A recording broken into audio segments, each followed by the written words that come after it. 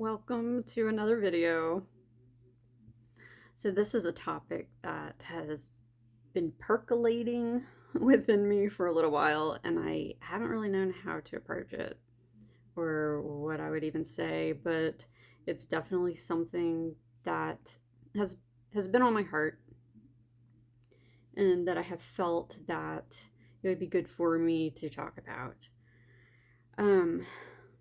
Whenever I share videos, it's like I don't always know who my audience is. I feel like my audience is just kind of the world. Whoever's gonna listen to me, it's for you. I feel like with this one, with this topic, it's, recovering and healing from sexual abuse. I feel like there's someone out there that needs something that I have to say. And this is for you, for your journey, for wherever you are. It is a sensitive topic. I really don't know where I'm going to go with it. I don't know what I'm going to share. I don't know how long it's going to be. I'm just going to go with it. So, I guess it was in May, the middle of May, I entered into a women's group that was for sexual abuse and trauma. And so it was a 12-week program. Every Wednesday we would meet on Zoom, and it was like we had topics and we had different lessons, and they would teach us just different coping skills, and they would go over just the way that trauma affects us, things that we might not recognize or realize. And so for 3 months, I was in this container with other women, and we were talking about traumatic things that have happened in our lives, and we were learning about our behaviors, and we were just learning so much. And so much happened during those 3 months that I cannot even put into words, that just kind of have helped me with my personal healing process. The thing about sexual abuse is that we all have different stories. We all have different experiences. And there's just so many different ways, it breaks my heart. Like it breaks my heart so much that the world that we live in, that this is even a thing that we even have to talk about and that we even have to recover from. But it is, and it's real, and it's affecting people. And it's something that we need to talk about, because it's the shame and the guilt and the secrecy that is keeping people sick, and that's keeping people in addictions and in just so many things that we're killing ourselves because we don't know how to live. We don't know how to live with all of this stuff within us. And I've lived with it my whole life until today. I don't today. And it is so freeing. And I am so grateful. And if there's anything that I can do to help another person to be freed, then I know that that is what our Father in heaven wants me to do.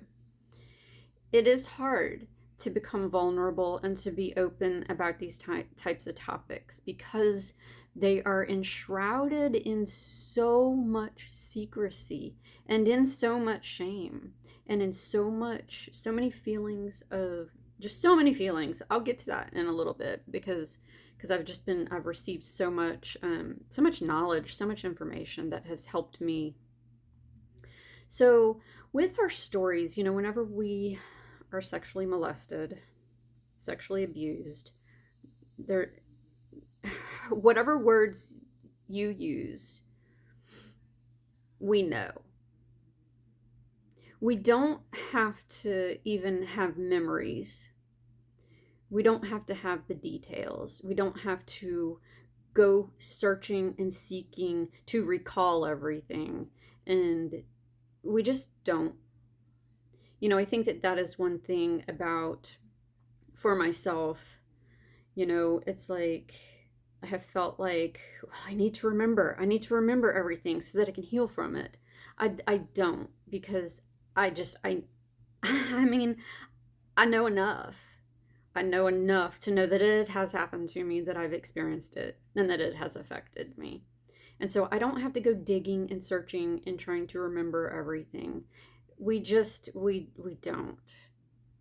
It's enough to know that it happened, and that experience, it created within us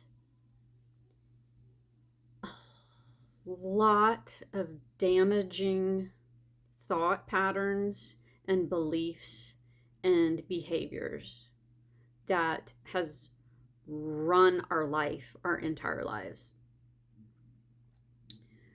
Um, you know, the thing about it is that our bodies know. There's a book that I have not read. I've heard about it and I've heard people talk about it. It's Our Body Keeps the Score.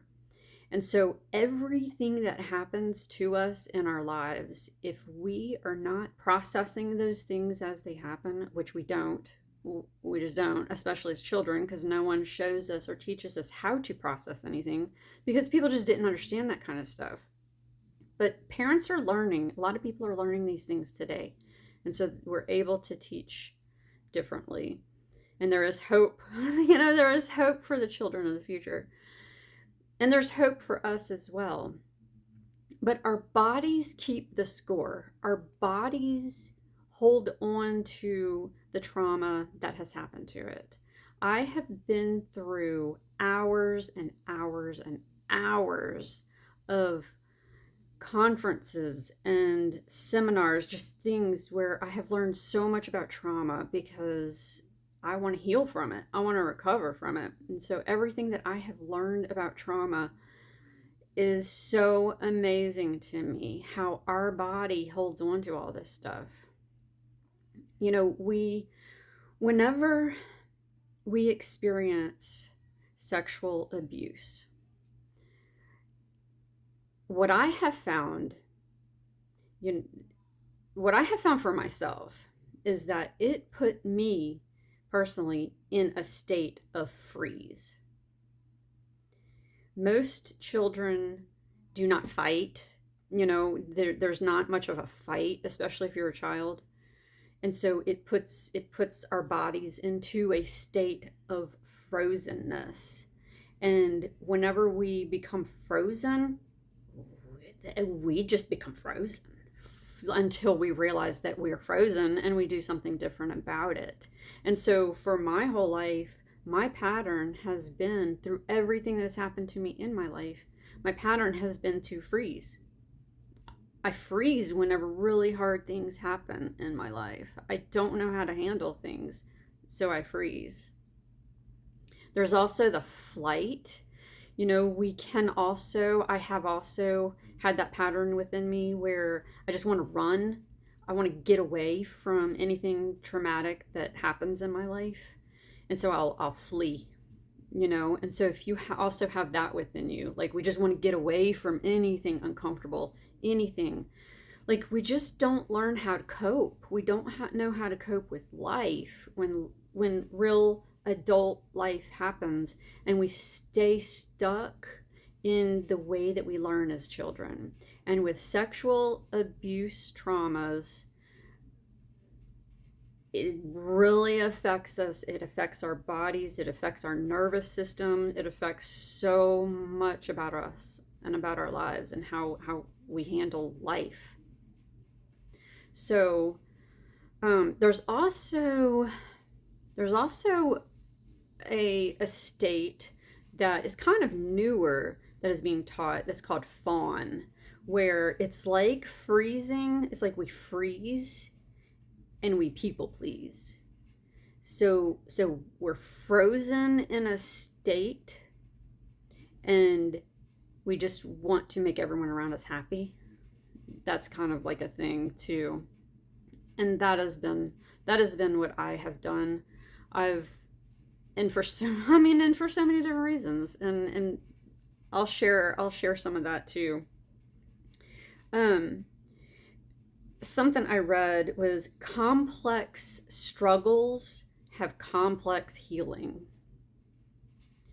Sexual abuse and sexual trauma is a very complex abuse. I mean, it just is, because it affects people on all different levels. I mean, all traumas. Like, we really can't compare traumas, all the different kinds. But sexual abuse, there is just something to it that really, I know for myself, it has really affected my entire life. So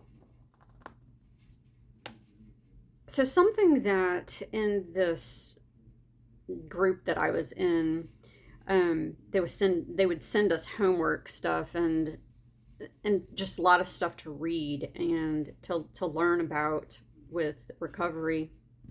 And we went through this process. It's called the confusion process. So what happens whenever we experience sexual abuse as a child? It creates confusion. Like, our entire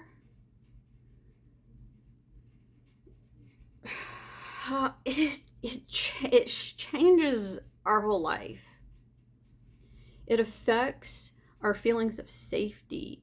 It affects just so many different things. And so I'm going to share like some of the distorted thoughts. So they gave us like distorted thoughts, like ways that we think, you know, and we don't always recognize that these things stem, like the root of it is from trauma. So I'm going to share those with you, and then I'm going to share with you like the feelings that are created through the thoughts, and behaviors also. So some of the thoughts that I personally have had running in my mind my whole life, and it's so sad to me to look back and to think that I've lived this way and people are living this way. This is the way that people live, talking to themselves. So I'm going to just share some of them. Is I am bad. Maybe I'm crazy. My feelings and thoughts don't matter. I caused this to happen, and if I tell, I'm going to get in trouble. Sex is bad. I mean, you know, whenever you experience sexual abuse and there's so much confusion and so much conflict with it, like it becomes something in our minds that it's a bad thing, and there's so much that's caught up in that. Let's see. I exist to meet everyone's needs, and my needs don't matter. I'm not worthy. That is a huge one. I have lived with that one. I'll share something with y'all in a little bit that I wrote in a journal entry about not feeling worthy, but that is like a huge thing. I think that whenever we experience sexual abuse, that it just creates a thing within us that we're just not worthy. And our mind, like, we can logically think about that. We can hear all of the church lessons. We can read books and know, like, you know, it happened to me. You know, it wasn't a choice that I made. But there's still like this deep thing within us that is like, I'm not worthy. And there's nothing I can ever do that's ever going to make me worthy. And it's just, it's something, it's a thought pattern. It's a distorted thought that gets planted in our heads. Let's see. Others' needs are more important than mine. The world isn't a safe place. Like, that's a huge one. I'm easily manipulated. Others are deceptive and manipulative. I am powerless around others.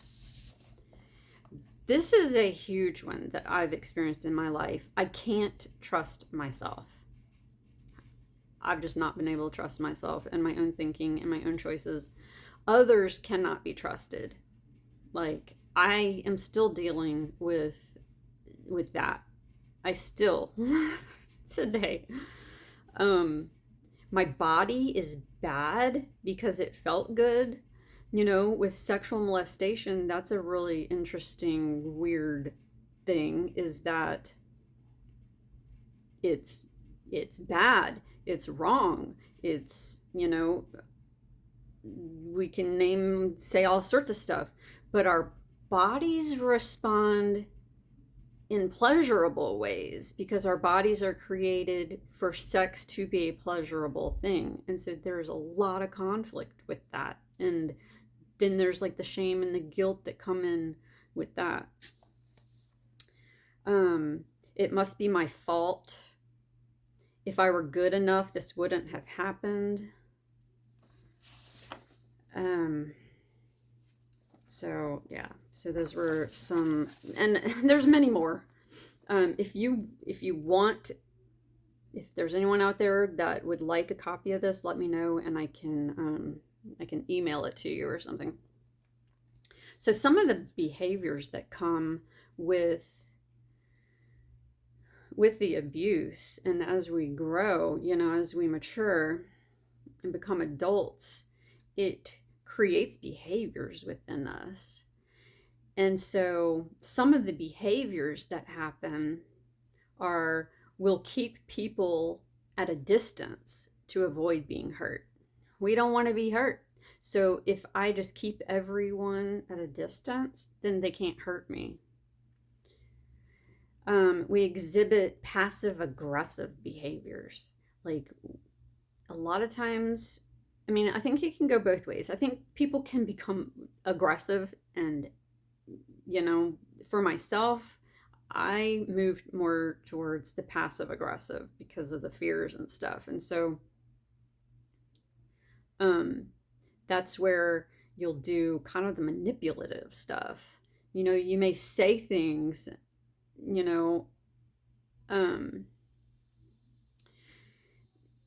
also distrust of others and their motives. So questioning everything and questioning everybody, why everybody did stuff, analyzing everything. Another is take responsibility for everything and everybody. Attempts to escape feelings of guilt through drug or alcohol abuse, disordered eating, and so forth. I think that is one of the biggest things, is that there's so many feelings and we don't know how to deal with those feelings. And so we just want to self-medicate, and there's just so many different ways that we do that, through social media, through eating, through drugs and alcohol, through gambling, through even through things that we would think is healthy, like exercising, or there's just so many different ways that we try to escape feeling what we need to feel within us. Experiences flashbacks of bad memories. Gains weight. Some people gain weight to be unattractive to others. I've known many people in my life who have experienced sexual abuse, and they put up a wall. They gain weight so that they're not attractive, so that no one does look at them, and so that becomes a protection.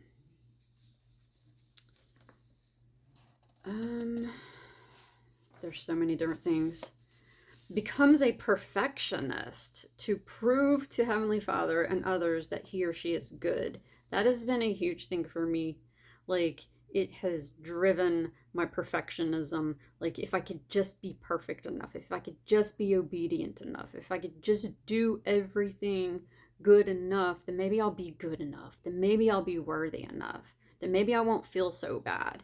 So if I just do all this good stuff, then, and that's another addiction. The perfectionism is just seeking, searching, trying to just get out of having to feel anything within ourselves. And so we're just driven. We have this internal thing that drives us. Continues in the victim role.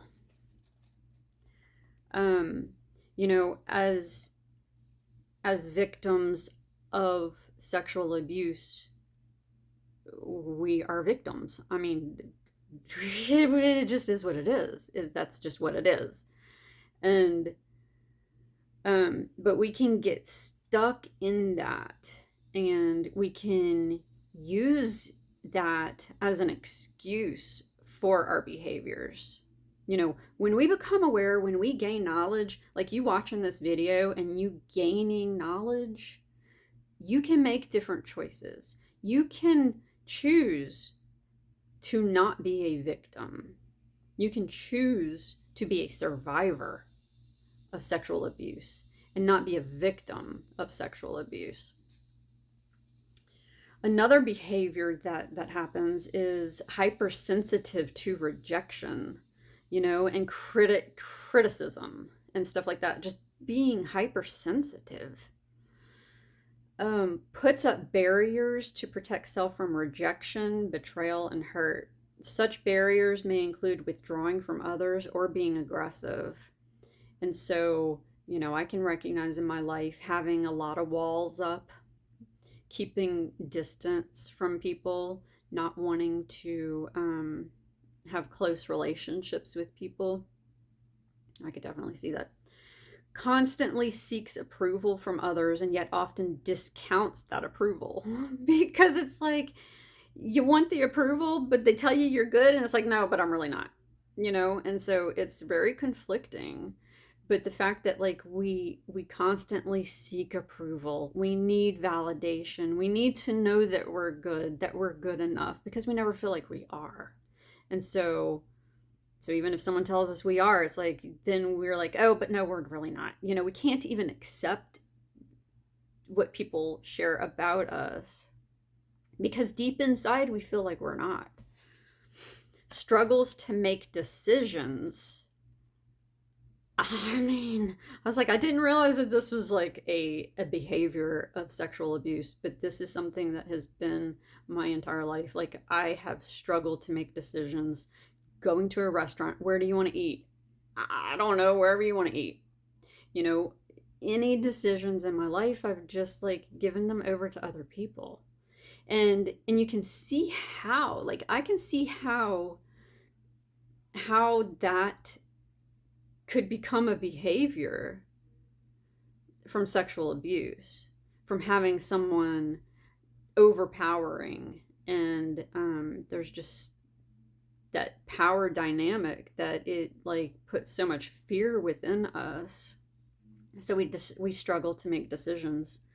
We're passive. Now there are the different extremes. Like, some can be passive, some can be extremely aggressive. So, just because I'm sharing these things, you could be the opposite because you take the opposite role. But I have been very passive. I've been like small, hidden, verbally agrees with others even if he or she doesn't actually agree. That's been me as well. Like, I would rather just agree with people instead of like creating any kind of conflict or argument or disapproval or just anything like that. Does not address concerns with others and acts as if everything is okay when it is not. And again, that's like just the being afraid of conflict. I forgot to look at this. Suppresses memories and feelings to block out the pain and the hurt. So a lot of times we just get busy with life. we just suppress it. We don't want to look at it. We ignore it. We don't want to deal with it.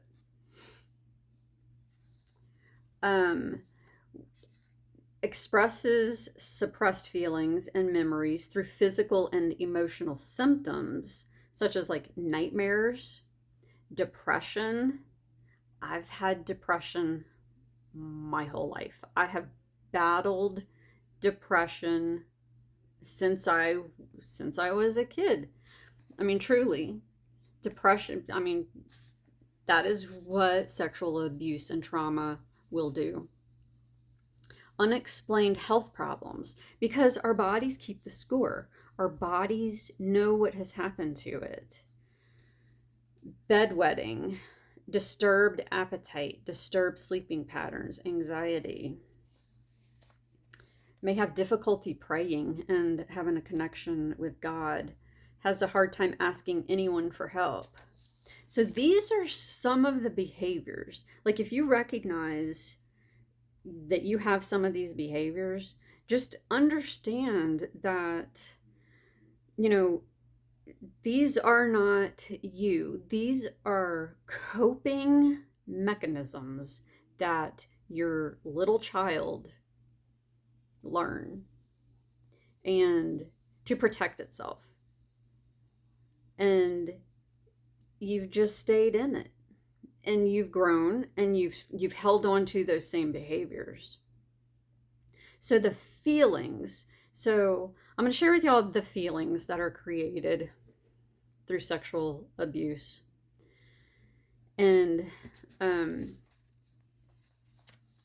want you to just like realize that all of these feelings, like I have felt all of these things from the time that I was probably 5-6 years old. And however old you were, sexual abuse, it places a seed. It places these seeds within us. The feelings of guilt, shame, confusion, anger, self-doubt, resentment, isolation, helplessness, powerlessness, fear, loneliness, hopelessness, feeling used, insecurity, can you imagine? I mean, hearing all of those feelings that are related to sexual abuse, can you imagine you are living your whole life? You are living your life with all of these feelings within you, within your gut, within your root, within your body, running your life. You are doing everything. You are making choices. You are living this life with those feelings running it. No wonder we get so triggered by everything and everybody in all situations in our life. Because if we have anger within us from being sexually molested, then anything anybody does who creates anger, it's in us. It's gonna come up. Anything in our life that creates fear, fear is within us. It's gonna come up. What's another one? Like insecurity. I mean, it creates such insecurity within us. And so if something happens in our life on the surface, in our relationships, and it creates some insecurity feelings, it comes up because it is within us. All of these things are within us, and they are running our lives unconsciously. And until we can like get in touch with every single one of these feelings and feel them and release them through so many different ways, like so much of it has come out of me just through so many tears, through crying, through journaling, Um, you know, healing from sexual molestation is a journey. It is not something that just happens overnight. You know, I wish that it was. I'm sure there are miraculous healings out there, but this is something that, especially if we are adults and it happened to us as children, we've had years and years and years of living in these behaviors, and so many more behaviors that I didn't even like talk about. We have so many distorted thoughts within our minds that's running our lives, and we don't even know it. We're living on autopilot, and um and we just it takes time to heal. The greatest thing is that if you are here, then, and you have been sexually molested, then you obviously want to heal. You want to change, you want to grow, and that is the first place. That is, whenever we get so sick and tired of being so sick and tired, that is where we are open to being able to receive and to be able to change our lives. Because I did not have coping skills. Like, whenever really hard things came into my life and into my family's life, I just froze every single time. Like, big events would happen, I would just freeze and I would break down and I would go into addictions, and it would just take me darker and darker places. And it's because all these things were running me, and I just didn't know, and I didn't understand. I just didn't know until I became aware. And that is where our healing journey can begin. To know that you don't have to live the way that you've always lived. Like, these things don't have to run your life. Throughout my life, I was vulnerable only a couple times with other people. And it was usually at times whenever they would share with me that they had experienced sexual abuse, then it helped me to open up and to feel like I could as well. But it was a story, it was just part of my past. I didn't realize how much it was affecting my life and how much it was affecting me, and how it was keeping me in depression. It was keeping me in anxiety and in a frozen state. So truly the first thing with healing and with recovery is saying, I want to heal, I want to recover from this, and being open to whatever is about to happen. Being open to wherever God brings you to help you to heal, because only He knows what is going to help you. What has helped me might not help you. And so but He knows you personally, and He knows what you need for your experiences, and He knows the people who are out there who can help you and who may be able to say the words that can help you. There's so many different healing modalities out there. A couple of the things, I was brought to a few different people over the past few years that have really helped me. One was, her name is Nicole LePera, and she's known as the holistic psychologist, and she shares just a lot of really great stuff. And she has a community. It's like a self-healers community. That's what she calls it. Where she just provides so many resources for free. And she says share. She wants people to heal. And so, but she has a community that I joined for a little while that was just so helpful to me.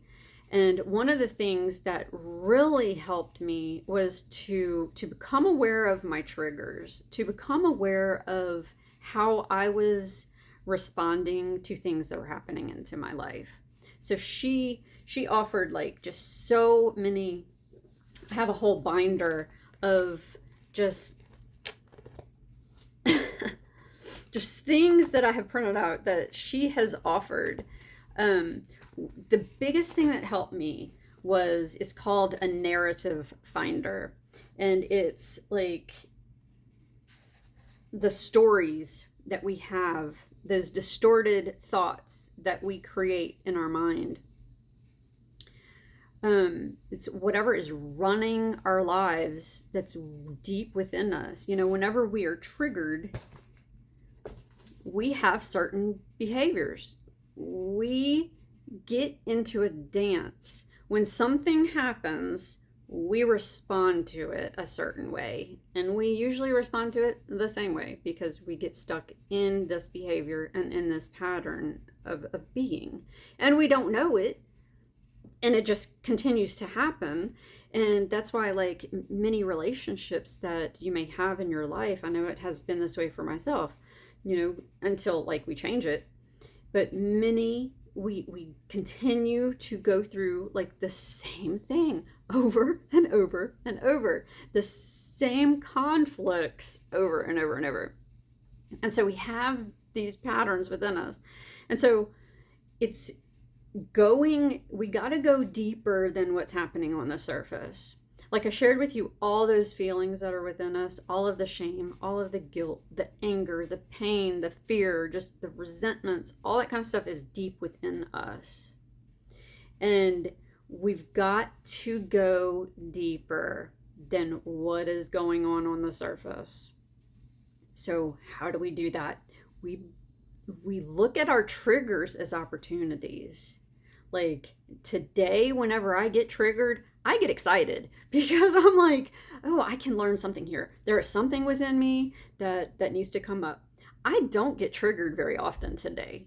But like I said, when I do, I see it as an opportunity to see something within myself that that is there, that I need to see, that is wanting to be seen. So what I learned to do was identify our responses. So if I would have a trigger, I would immediately go and sit down and write. So what happened? What is this situation that just triggered me? And I would just journal about what happened. Then what am I thinking? Because we get stuck in habitual thinking and we don't even realize it. But once you start journaling and you're doing this for a little while, you'll start to see that you have certain ways of thinking when stuff happens. So you'll be able to identify those habitual thoughts. Then what am I feeling? You'll be able to identify the habitual feelings that come up. And this is where you'll be able to identify the fears, the anger, the resentment, just all those different things that are within you, deep within you. Then what did I do? So how are you responding to the triggers? At first,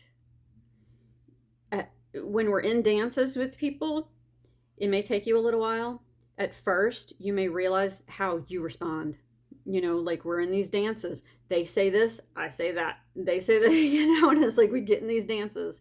And you'll start to recognize, just go journal about it. Go journal about how you responded and what you said. And you'll start to get to the point where you don't even respond anymore. Like they'll trigger something and you have a moment where you don't have to do anything. You don't have to say anything. You can just walk away and realize you have a trigger. They've brought something up for you. You can deal with that event. If something needs to be dealt with, you can deal with that later. But step away because you're in a trigger and you're not going to handle it appropriately. I mean, we just don't, because that's what happens with triggers. And so you can you can identify your coping behavior. And that is a huge thing, to be able to journal and to write about how you respond. And so as life goes on and you're being triggered and you're writing about it and you're recognizing it and seeing it, you're going to start to be able to see yourself differently and see the dances that you have with people. So there are 10 common narratives, programs, recordings. There's 10 common things that keep us stuck in these dances.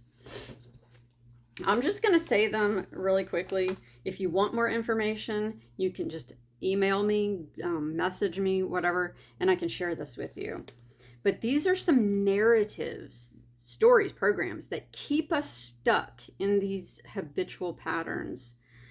Abandonment in relationships, or fears over physical well-being. So that's one narrative. So you would look at these things that you're doing, and then you would look at these narratives and see, okay, where am I? What narrative am I speaking to myself in this conflict, in this trigger? Mistrust and abuse in relationships, defensiveness, shame, isolation, suppression of emotions, lack of self-control and self-discipline, undeveloped sense of self, incompetence or entitlement, hypercriticalness, self-sacrifice, approval seeking, and negativity and pessimism. And there's all sorts of stuff that's like written out that explains like what all those are. So if you want that information, just let me know. I will share that with you, because she's very big on just sharing. Like, she has no copyrights or anything. I mean, and this is great information. This is something that has helped me to get in touch with myself and to recognize my behaviors and to understand where they're coming from. Like, I've learned and I've recognized that so many of the ways, my patterns of being, it stems from abandonment. Like, I have abandonment issues, or I have issues with approval seeking. Like, I want people's approval, or hypercriticalness. Like, I'm so hypercritical with myself. And so a lot of times our triggers and things that are happening, they stem from these behaviors. It's so fascinating, and it is so freeing whenever we can see that and recognize that and understand. It's coming to understand and have the knowledge that we can do something different. We can make different choices for ourselves. We don't have to be run by these programs that have been stuck in us since we were a child. Something else that I became aware of through this process of healing is also getting in touch with our inner child. Like, I went through, like, I started meditating. Meditation is a huge thing. Meditation stops all of our thinking. It helps us to just get quiet and still. It helps us to connect with ourselves, with our inner child, with all those feelings that are deep within us. And God is able to just bring, he just flows into us so much healing and so much understanding whenever we are able to sit in meditation with him. So the inner child, and there are so many meditations out there that are like guided meditations that you can find. I've done some different guided meditations. I think Nicole, I was sharing with you, Nicole LePera, the holistic psychologist, she did an inner child meditation that I did, where I was able to actually, like, it's a guided meditation. So she's talking and she's walking you through it, and you meet your inner child and you like have a conversation with your inner child, and it just, you can see that within you, you still have this child that is hurt, that experienced all these things. And I've had so many experiences I cannot even begin to tell you, dreams and like vision things, that's just like seeing my inner child and having experiences with my inner child. um it's it's just it's just amazing where God will bring us on our journey. Like, I needed that for myself, to be able to see that within myself, to see my inner child, and to see the pain, and to see the hurt, and to see everything. So it's learning to listen to that child within you, learning, just connecting with that child, feeling, allowing yourself to feel, because we live so much of our life like blocking it. We don't want to feel it because it is painful. It's painful to be sexually molested, and to live a life with that secret, with that shame, with that guilt. And it makes me so sad that so many people in this world are living that way, because there is fear. There is so much fear. So much fear is planted within us whenever that happens to us. But we have nothing to be afraid of as adults. We don't. There was that fear as a child, but we don't have to stay in it. And we can have compassion for ourselves and understand. We can understand and know why. We could see it so clearly as adults. I look at my nieces and my nephews, who are the same age that I was whenever it happened, and I'm like, they're such little children, and it's like, I could just see myself at that age, and I can just remember myself at that age, and they're just so innocent, and they are just so pure. And if anything like that were to have happened to them at that age, like, I think about that, and I'm just like, it makes me see myself that way, and to have compassion with myself, with my own little inner child that happened to. And it helps me to have compassion with myself, looking back over my whole life, and how I have been, how I have behaved, the ways that I've thought, the ways that I've been in relationship with people. I see that I did it from a place of just of being sick, of being a victim of sexual abuse. So a huge thing too is mindfulness, is being aware, just being very mindful. Whenever we experience sexual molestation, our bodies react, our bodies respond to outer stimulation in certain ways. Like, we could get really anxious very easily, way overstimulated. Going out into public, it could be difficult. We have a lot of sensitivities, things within us that, like, a lot of blocks, a lot of stuff, and it can cause us, our bodies, to respond in certain ways. And there's so many things that we can do to help bring us back into the present. Because like, if we have an outer situation happen, our body just immediately responds, and we get stuck, and we don't even always know or understand where it comes from. But there are those roots. It's the roots that got planted within us of that sexual abuse. And so, as we become aware that these things are happening with our bodies, we can become very mindful that, okay, I'm overstimulated. I'm freaking out. I'm feeling very anxious. What are some things that we can do to bring us back into ourselves, center ourselves, ground ourselves, bring us back to the present? Because what's happening is we're getting so overstimulated and our bodies are we just don't even know what to do. It's just too much. So there's a lot of different things with mindfulness. Something that has helped me immensely is essential oils, because they help with like your different senses. Like, I use essential oils. I'll just put a drop on my hand and just inhale it. And it just like brings me very present. It brings me back into, because you're just smelling.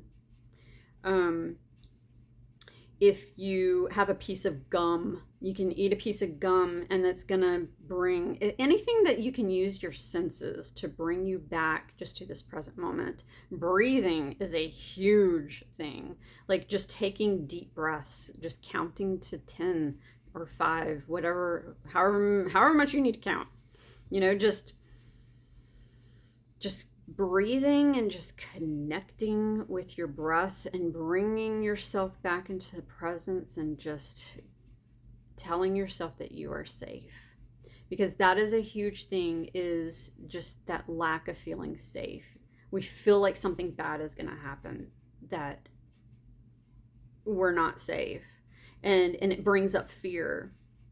And so if we could just realize that I'm safe today, I don't have to have fear. And if we just do these things just to help bring us back. Also learn you can use your fingers. Be intentional with your fingers and just rub your fingers. Just each one. That's something you can do in public. Tapping gets you really present. If you just, wherever it is that you feel, tapping has helped me a lot. Like that brings me back. Tap on your head. I learned also, if you stick your finger like here in the bottom of your ear and just pull down on your ear. Go stand outside in the grass. Sit outside in nature and just breathe. Listen. Just stop and just listen to the sounds. Like, what do you hear? It's just recognizing, it's just becoming very mindful of when we get really overstimulated and we just feel like we want to run and hide. Like, we can bring ourselves back and get really present. So mindfulness is a huge thing. Something else that is truly, I think, is the biggest thing with healing and recovering from sexual abuse and trauma is speaking. It's sharing your story.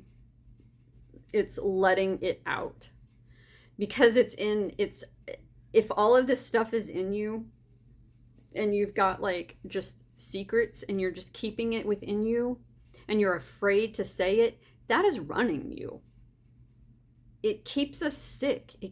Secrets keep us sick. We need to speak it. We need to let the words out of us because it frees us, and the tears cleanse us. So we need to connect with others. We do. It is the only way that we can heal from abuse and from trauma, is to be able to speak about it and to share it and to get it out of us. Otherwise, it's going to stay in us. And, journaling is great. Journaling is a great way to share it. But I promise you, to recover and to heal We have to voice it. If you do not have anybody in your life, if you do not feel safe to share it with anybody in your life, please, please message me. Please connect with me. Send me an email.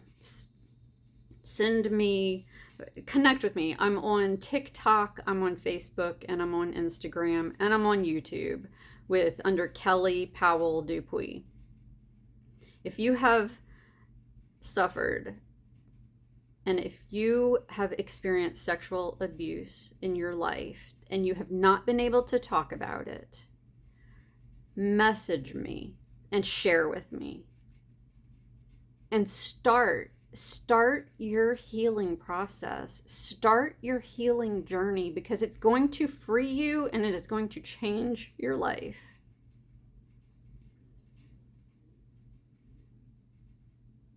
I hate that it has happened to anybody. I hate that it's continuing to happen. I hate that it is something that is in this world that is even worse, and it's bad. With the sexual trafficking, with the pornography on all of technology and everything. I mean, it's just bad. It's really bad, and it's making people sick. It's continuing it, and we have to bring light to it. We've got to speak about it. We've got to bring these things out in the open. And the more people who are talking about it and who are recovering from it and who are showing that we don't have to live this way anymore, we can be free of it. The more people that do that, the more it just brings light to it.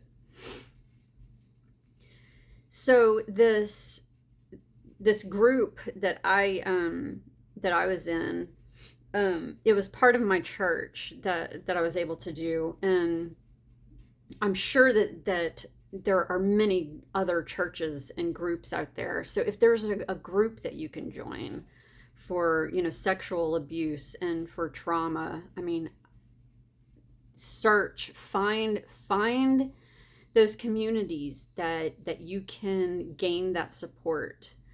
During those 12 weeks that I signed up, that I was part of this group, I mean, I really had no idea what was going to happen. It's just interesting when I joined in, they were just about to start it, and I had no idea. It's as though I said, okay, I'm ready to learn more, to heal more, to experience whatever I need to experience.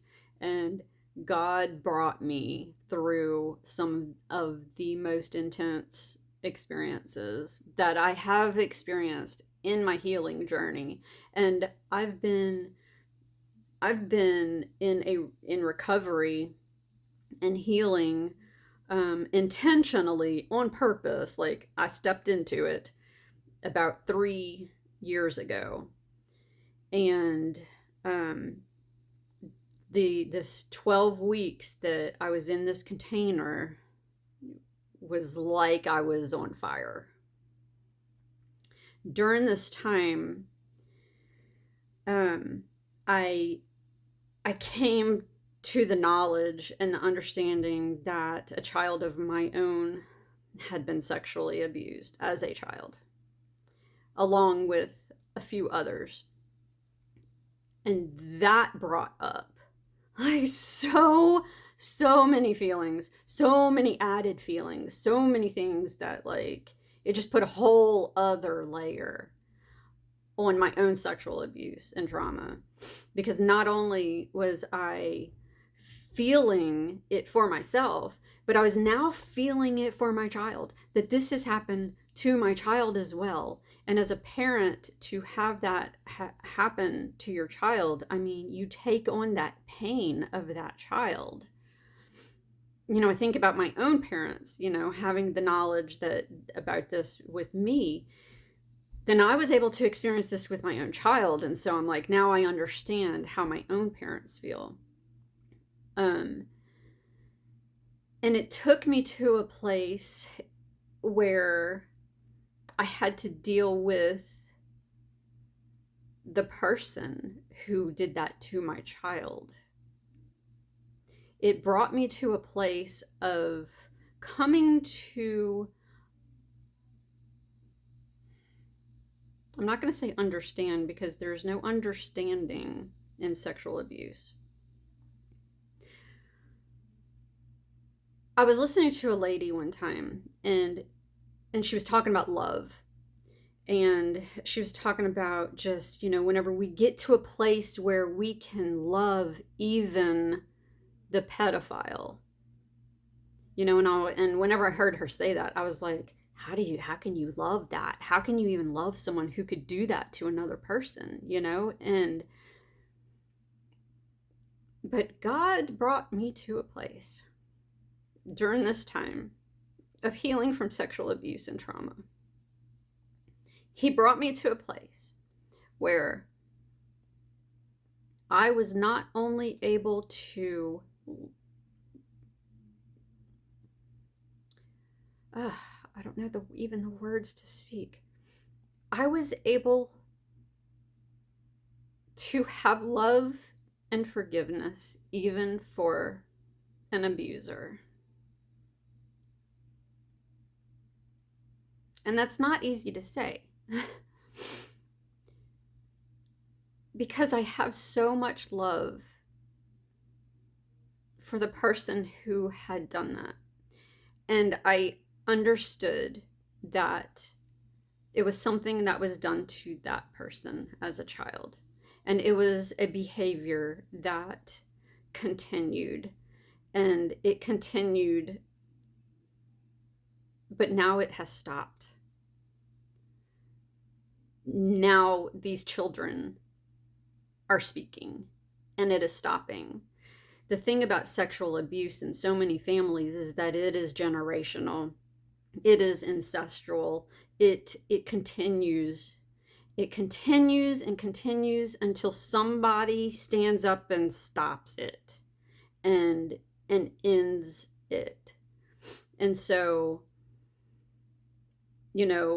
being in this container, healing from all this, God gave me an opportunity to feel love at such a deep level for something that is so unlovable about another person. But it's not about that act, it's about the person. And it made me just realize and learn so much that I really can't put into words here, but I just gained such an understanding of the atonement of Jesus Christ and forgiveness and love. And that we all will face the consequences of those choices. We don't get away from the pain that we inflict on other people. And sexual abuse is one of the greatest pains that a child that they can experience, because it affects their whole life. It has affected my whole life. It has affected me tremendously. And the people who did that to me are going to have to face that, consequence of the pain and the suffering that I have gone through in my own life. I don't know how all that works, and I don't have to know how that works. And I'm not a judge, and I don't have to judge it. I've just been told to love. And Heavenly Father, God has brought me to a place to be able to deepen my capacity to love, even that is unlovable. And for that, I am so grateful. During this time too, during this 3-month period, I was also able to experience a couple really major triggers that I think it was because I was in the container of healing from sexual abuse that the triggers were so bad, because they've happened to me in the past and it hasn't affected me so strongly. But I had something that was taken, something was stolen from me, and I just was very upset. But it hit me like I've been stolen from many times in my life. But this time it hit me in a way that it took me really deep, because it made me tap into that part of me that felt as though my sexuality, like my innocence, my purity, was stolen from me. And that was a huge, deep, emotional release that I just cried and sobbed and I journaled about and was able to get that out, just realizing that that was there. And so, I mean, there's just so much within us that we carry, and so much pain within us. And as we experience life, and as we go through this healing process and through recovering from all of the stuff that's happened to us, we're just freed from it. And we're able to just love more. We're able to love others more. We're able to just get rid of all this stuff and have conversations, have hard conversations with people. It's just a beautiful thing. I came to understand also a deep, deep thing within me about unworthiness, that I've never felt worthy. I just haven't. And I'll in this group, we had to write a letter. They wanted us to write a letter to our perpetrator, and and we had some questions and stuff to answer and everything. And so I wrote a lot. I don't think it was necessarily like what they were asking, but whatever came through me was perfect for me and for whatever needed to come out of me. And I'm going to become extremely vulnerable right now and share with y'all what I wrote, because I feel like the things that I wrote, that there's going to be someone out there who can relate and who maybe feels these ways, and maybe you will hear something that can help you in your life and in your recovery and in your healing, and just to know that you're not alone, that there's others out there who feel the same. You know, I know that I'm not alone. I know that there's others out there who have experienced what I've experienced, and it's run your life, and it's kept you in patterns and in behaviors and just in pain and suffering and in addictions. And so I'm going to share and be vulnerable with y'all about things that flowed out of me as I was writing and journaling. So I said, I don't wanna. I've been procrastinating, putting off. I haven't wanted to go there, even though I live there within my body. My body feels tired. I recognize that this is sacred work. It is. This is sacred work. Whenever I wrote that, and whenever I've just read it, stepping into healing and recovering is sacred work. And I want you to know that you're stepping into something that is going to change your life, and you're going to have the help that you need. It's work that the majority of people do not want to do, and honestly will not do, because of so many reasons. But I do it to find me, to heal, to recover. My story of sexual abuse. Where does it even begin? How many generations does it go back? How many of my grandmothers felt the pain of loss, of having something stolen that is only theirs to give, taken, and awakened to fear, anger, yet silenced with internal rage suffocated, strangled, shut up, and pushed down. Generations of quiet pain.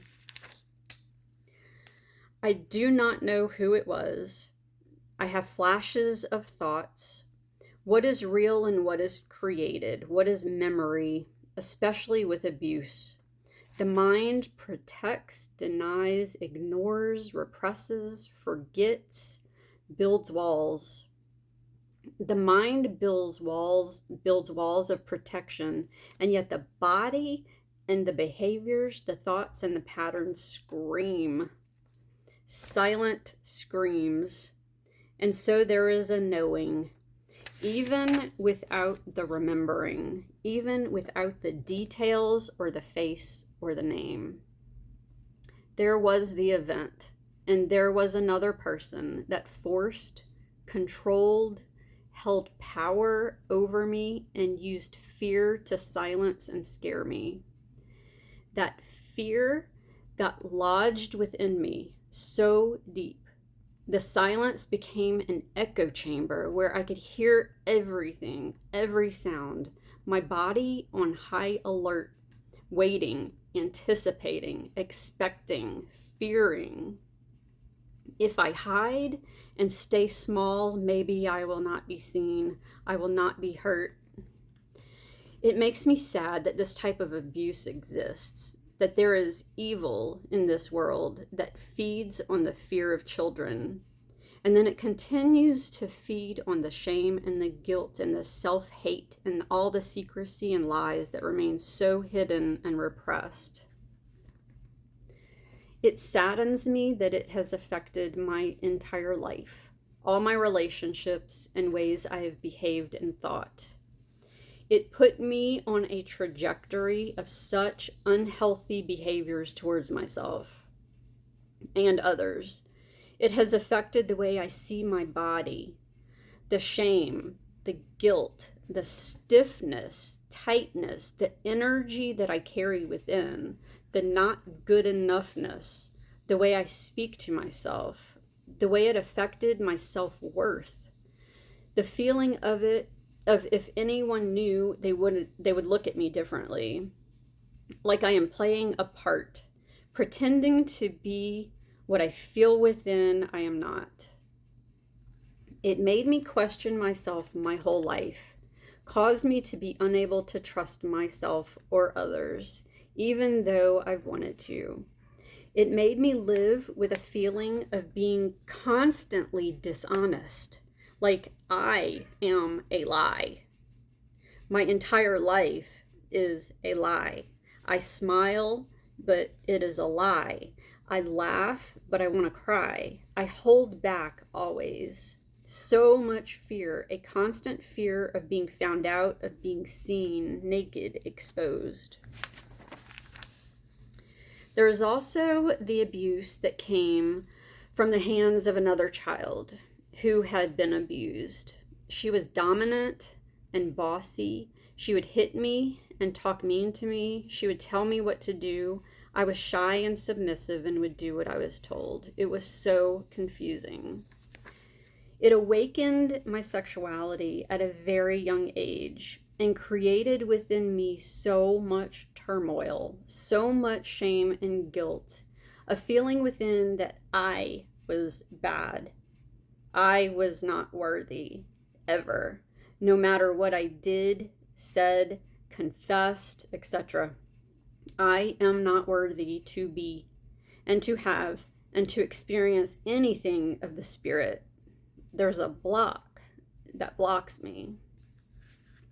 When I hear anyone at church talk about worthiness, it triggers me because I don't feel that worthiness. My brain logically says I am. The atonement frees me. Grace covers me. And yet the child in me does not believe that. Because it was whispered into my ear as a child that I was not worthy. The voices of the adversary, the unclean spirits around me, the evil that attached itself to me as a child, told me I was not worthy. And I've been living under that lie. It has kept me from being able to fully receive and accept all that I can. With abuse, there is always power and control over another. There is always domination and fear. That is how it happens, and that is how it continues, and how it becomes a pattern and behavior in one's life. I allowed abuse, and I allowed it over and over. People's misuse of power, people's control. And I did it to others, trying to control other people's behaviors.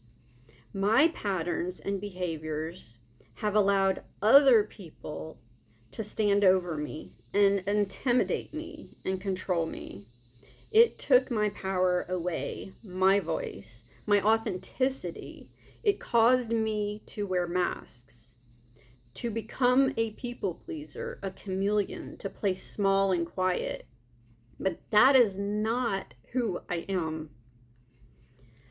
Of course, with abuse, there is always manipulation. There is always deceit. There are lies and mistrust, dishonesty. Abuse is manipulative.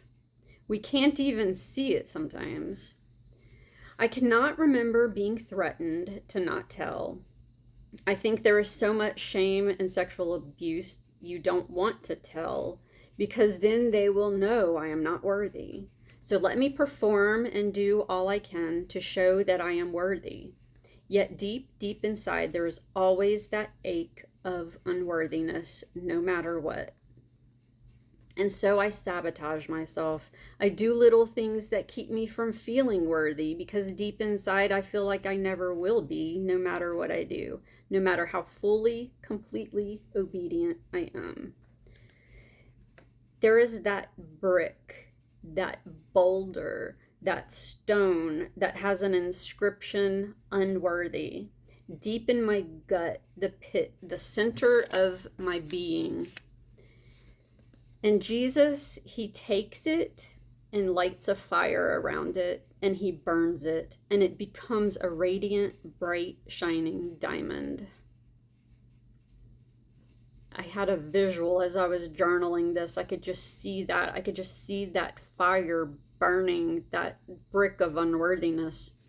There is no such thing as unworthy. I hate the word. I hate how it feels. I hate that anyone in this world could even cause us to feel that way. All of the doing comes from a place of gratitude that we can and that we get to, not because we have to and we have to prove our worthiness. Let me see. It is such a lie that I have lived my entire life that has kept me from fully being able to receive the fire of the Spirit that cleanses away all incorrect beliefs, thoughts, traditions, patterns, and behaviors that keep us believing that we could ever be unworthy in the sight of God. We are mortal. Our being is eternal. Our essence is perfect. This life is a school of choice, of the negative and positive polarities. We are either being drawn to the one or the other by the choices that we make.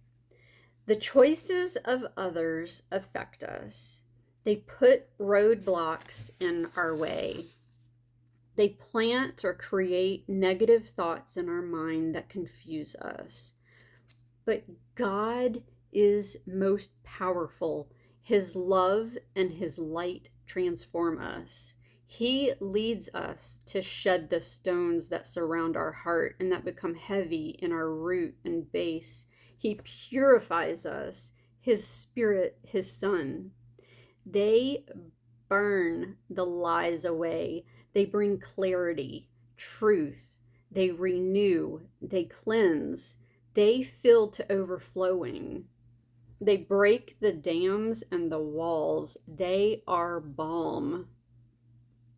They make all the pain strength. We are given weakness so that we might be made strong. Oh my gosh, so many weaknesses, so many thought patterns, behaviors, ways of being have come from that experience in my life. And the journey has been to overcome them, fight them, learn from them, change, grow. Like the tiny little seed planted in the darkness, it fights and fights and fights and enters into the light and continues to fight to grow.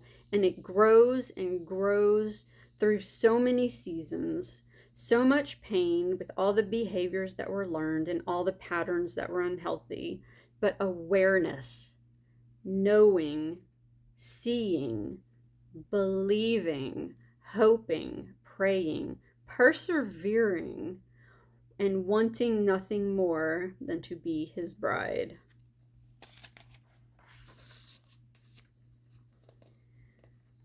As we seek him, as we seek our Father, as we seek Jesus Christ,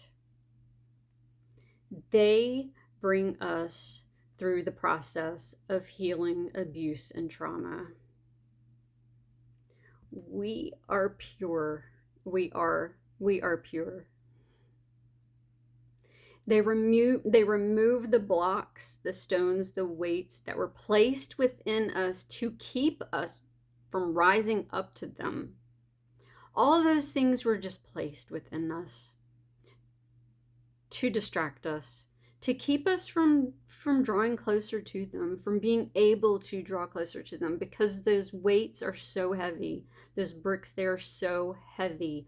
The pain, the anger, the resentment, the shame, the guilt, all of those feelings that I shared with y'all in the beginning, those are heavy. They are so heavy. And they have been placed there, many of us, since we were a child.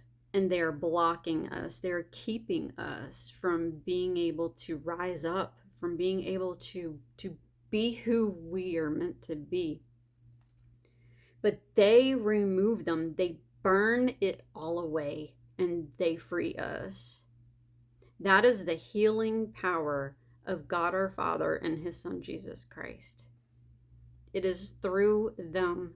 It is through their healing balm that we can feel as a child again, that we can have joy, that we can have peace, that we can feel good about just life, that we can experience life in new ways, that we don't have to live angry. We don't have to live with all of this stuff within us. We can be freed from all of that. We just have to want it. We have to be open to it. If you are here and you have lasted this long, you are open to it, and it's just stepping in. It's stepping in and allowing God to bring you through the process that's going to heal you. And know that it's gonna take time. It doesn't happen overnight. It takes years. It just does. But it's such a beautiful process. And as things come up for me today, I love it. I love bawling stuff out and realizing what's going on. I've not been depressed in years. And I've lived my whole life in depression. I've lived my whole life in anxiety. I've been on all of the medications. I've been in hospitals. I mean, I've gone through all of it because all of this stuff has been rooted in me, and I haven't wanted to look at it. I haven't wanted to deal with it. It's too shameful. I haven't wanted to talk about it. But the more I talk about it, the more I heal from it. And my greatest hope is that I can be someone who can help others heal. Because I know the pain. I know the pain.